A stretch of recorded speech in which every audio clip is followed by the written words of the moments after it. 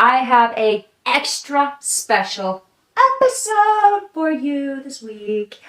Okay, so I want you to go get a pen and a paper, honey, because you're going to want to take notes, because I'm about to give a complete brain download into bread baking at home in the wintertime in our bread coaching class today. So, yeah, you're going to want this. So, this is a slightly longer episode. Our coaching episodes are always a little longer, but you know what? I'm going to help you overcome all those problems that you've been facing in your kitchen this winter, because I don't want you to continue through the entire month of January, through the entire month of National Whole Wheat Bread Month, and still be struggling to pull good, yummy, delicious homemade bread out of your oven that you are absolutely proud to serve to everybody. Honey, I'm excited to have you with me, and seriously, jump in the comments. Let me know what you think. If you're having problems, I want to know. I want to help you. I want to make this easier for you than it was for me in the beginning. Because I'll tell you what, some 15 years ago when I first started making homemade breads, I fell flat on my face time and time again. And I'll tell you what, when we moved across the country, RVing all over the backcountry with our kids, and I switched over to hand grinding all my flour with my little mill, and suddenly I was pulling brick bread after brick bread after brick bread out of my oven, and I'd been baking for years and was completely confused as to what was going wrong. That was a moment that suddenly everything clicked, and I was just like, oh my God, why did I not realize this? Why didn't I think about this before? Honey, I don't want you to have to go through that. It's not fun. So let's dive in to this week's bread coaching episode for our Tuesday baking tips. Hey, it is January. And you know what that means? Do you know what that means? It is National Whole Wheat Bread Month. And oh my God, I'm so excited for this one. I'm so excited. So you know what? We're going to be pulling out for this month our honey oatmeal whole wheat bread. And that's what we're going to be making all month long. And some of you might be going, whole wheat? Oh, come on, man, really? Why whole wheat? Honey, because whole wheat's delicious. If you're not making whole wheat breads already, oh, darling, please join me in this, because whole wheats, especially a homemade whole wheat, I don't mean like that generic, like store-bought whole wheat that just has like this really weird, strong, like off wheat taste, okay? Like your generic whole wheat breads from the store, they're not good. They're not good, okay? They're not. But fresh homemade whole wheat breads, ooh, ooh, ooh. Yeah, they're delicious, okay? They're delicious. So I really hope you guys will join me in this. So why would January be whole wheat bread month? Come on, it's January. Everybody's got their New Year's resolutions happening. Come on. So I hope you guys truly, truly, truly enjoy all of the delicious, yummy breads that we're going to be making using our honey oatmeal whole wheat bread. I will be posting the link for this down in the descriptions. You can also catch the link in my bio, depending on where you're watching this. So, my dears, this is so yummy. It's so good. Oh my gosh, it's so good. I'm so excited. This particular recipe is based on the same principles as our half-wheat multigrain buttermilk fail-proof bread. This is our honey oatmeal wheat fail-proof bread. So it uses the exact same methods used in it as we do for the buttermilk multigrain version, okay? So, my dears, that means that you're going to be able to make this recipe in half of the time of a traditional recipe, a traditional yeast, or another way to put that is your standard yeast breads that you find in all of your cookbooks, okay? So a standard / traditional yeast bread takes on average 3, sometimes 4 hours to make. These new and improved, based off of an integrated old pioneer secret baking methods that are used in these recipes, in my fail-proof recipes, they only take an hour and a half. And sometimes, depending on what you're making with that recipe, because I'm all about altering recipes and showing you how you can take this one recipe and make all of these beautiful, amazing different types of breads from it. Honey? Okay, so depending on the type of bread that you're making from this recipe, you can actually make some of these breads in like just over an hour total. I mean, total. From the time that you start pulling all of your ingredients out of your cupboards, mixing them up, doing all of your proofing, setting it off to the side, getting it in your pans, letting it raise, and getting it in your oven and pulling it out and sitting on your cooling racks. These breads take anywhere from just over an hour to an hour and a half. Now, yeah, you can change these into traditional bread where it does take 3 hours, sometimes up to 4 hours, depending on the type of bread that you are making. But you don't have to because they're already delicious. Why extend the time if you don't have to? Like, y'all are busy. And with the new year going on, everybody's got their New Year's resolutions going on, and they're wanting that healthier lifestyle because, come on, we need that in our lives. My dear, if you're looking at starting a healthier lifestyle, you want to start getting active. You want to start moving. You want to start eating better. You want to start taking back control of your own health. I hope you come and join me in our National Homemade Whole Wheat Bread Month.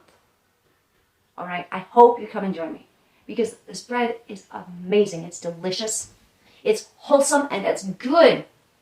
Like, it's tasty. And you, honey, when you're making it, you are in complete control of what goes into it and what doesn't. And when you are in control of the foods that you're eating, you're in control of your life. You're in control of your health. Also, I teach handmade breads, honey, which means, and they're kneaded breads. And I tell you, it's a workout. There are some times this is a workout.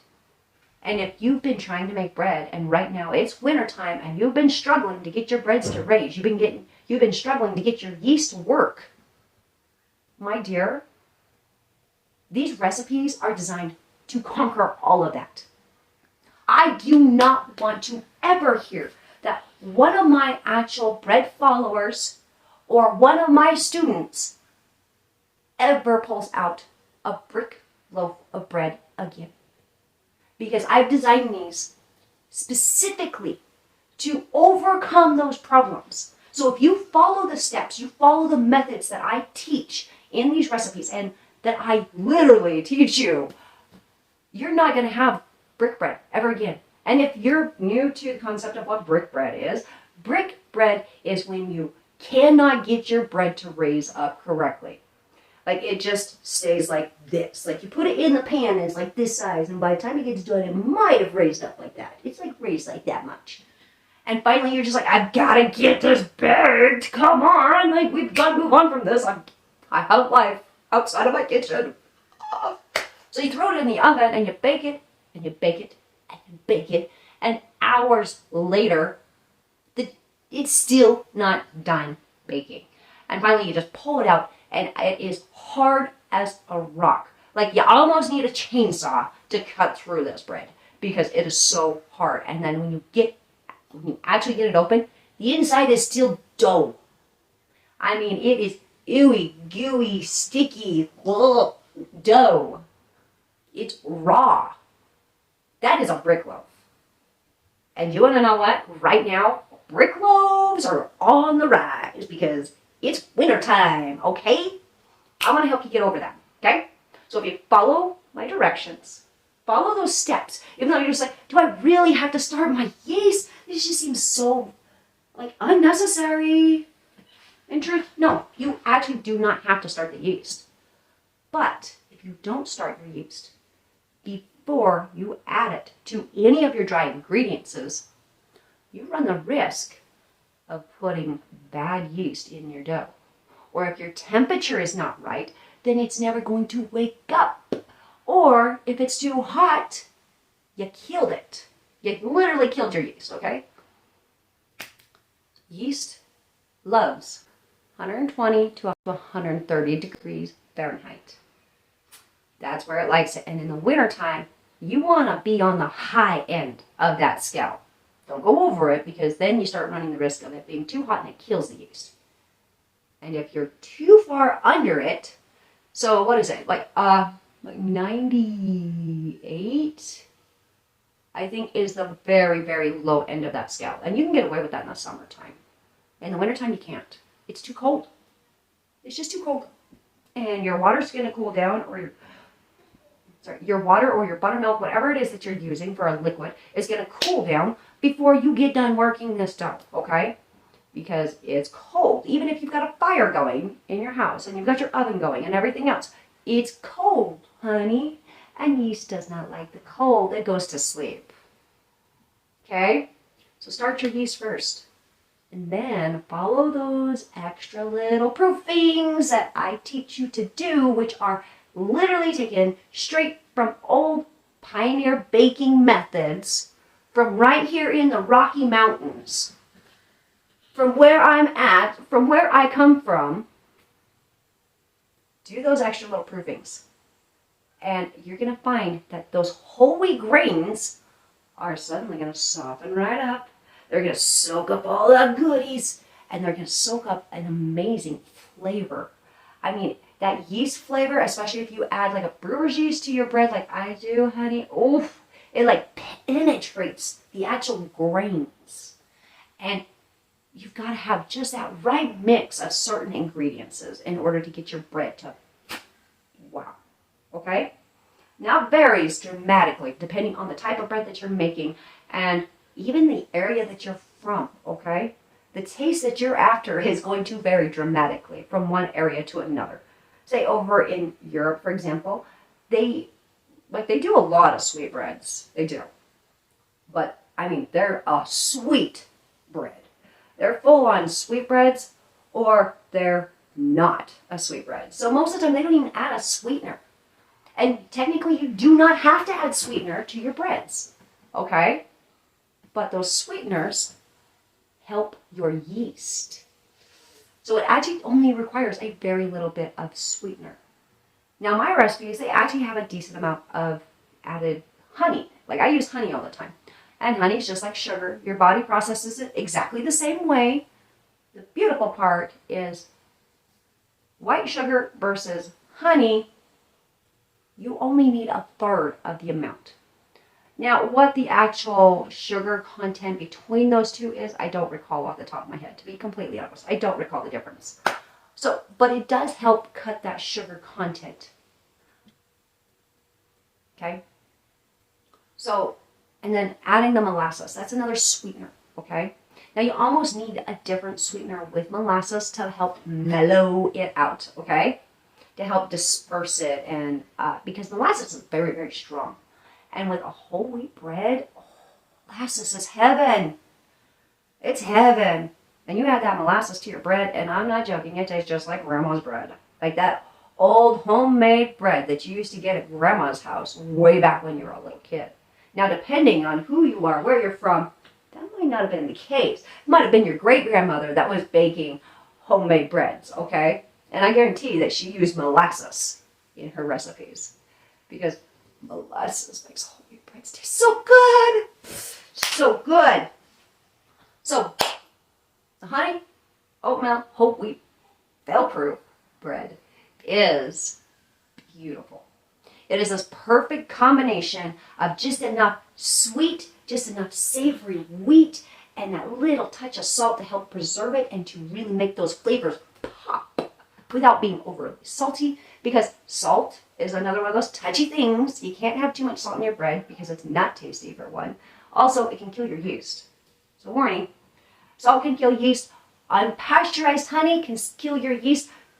Too much heat will kill your yeast. Not enough heat and your yeast will never wake up. All these things combined are going to change how your bread raises up, okay? And when you've got those sweeteners in there, it helps make your bread raise better. It raises faster. And the longer your bread raises, the stronger the yeast taste is going to be. So that's a whole nother subject, honey. And we'll dive into that next week. So if you're wanting to know what creates that really strong wheat taste, join me next week. And we're going to talk about that. But in the meantime, stay tuned because we have some awesome things.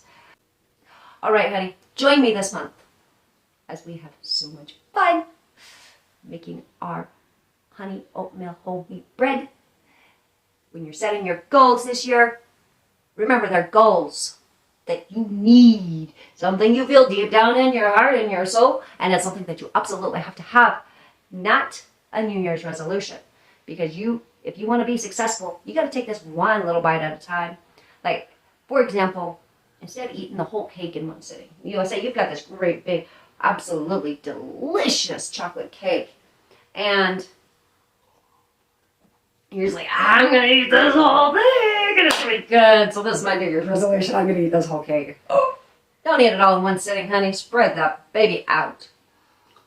So, for example, take one small bite.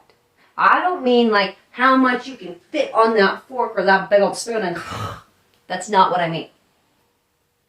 Take just a small bite. Just a little bite.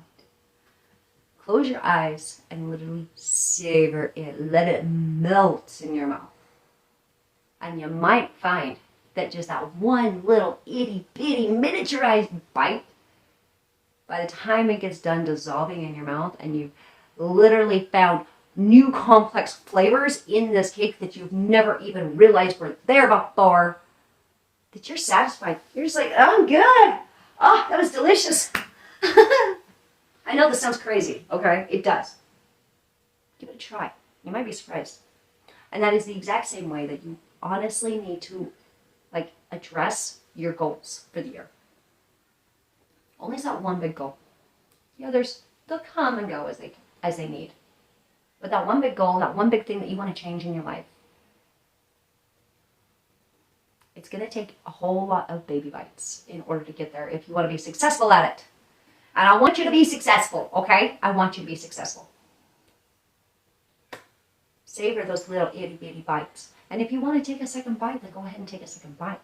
But if you truly are satisfied, like you've had that sweet chocolatey dose of, yeah, that's so good, and I'm ready to go now, then stop, okay? Take it easy, take a breath, kick back and let life happen, and just enjoy it, okay? Break them down into one little itty bitty bite-sized pieces of your goal, and change one thing a week in your goal, in your routines. It's just one thing at a time, and space it out. It's like savoring that cake, all right? Space it out. So you just change one thing a week. So this week, my goal is to actually go to bed at a decent hour, okay? So I can actually get up in the morning and actually take care of all the things that I've got to do, and I can actually focus in on what I got to do. So that's my goal for this week, to actually get to bed at a decent time and to keep continuously doing that. This is a hard one for me to break. This is actually a big one for me to break. But I know that's where it starts. It starts right there for me. That's where I'm at. That's where I have to start. Then next week, I'll add in the next thing of, hey, this is what I need to do next. Just that one little thing of, actually sitting down to the table at lunchtime with my kids consistently every day. And not just, oh my God, we're starving. We need food ASAP. We gotta eat. Every week, just pick one little thing that you're going to change in your daily routine. Those daily routines are so important, honey. If you are wanting to obtain those goals, you are wanting that healthier life, start with one little thing. One thing a day. One thing a week. And just go from there. And each week you add in the next layer of the onion that gets you to the final completed goal of the year next year. All right, my dears, I love you, and we will see you later. Bye.